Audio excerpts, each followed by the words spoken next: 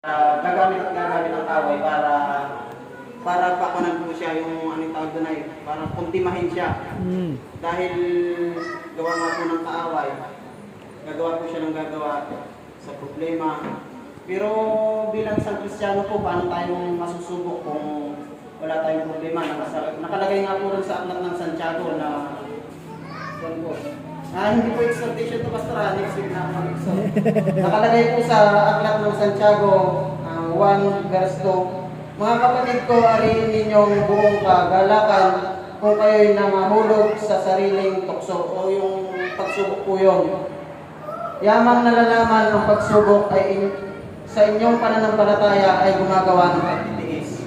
So bilang isang Kristiyano po talaga, nakasama na po yung pagsubok para malaman kung tunay nga tayong Kristiyano o hindi. So, ibig ko lang pong patunayan ngayon sa kaaway na hindi po siya magtatagumpay sa aming buhay, kaya kakanta po kami mag-asawa. Amen. Praise the Dahil Lord. alam naman po natin, 2,000 years ago na natalo na po siya, dikit na po siya. Ibig sabihin, gumagawa lang po siya ng mga pagsubok para patatagin yung ating pananampalataya bilang isang Kristiyano. Praise God.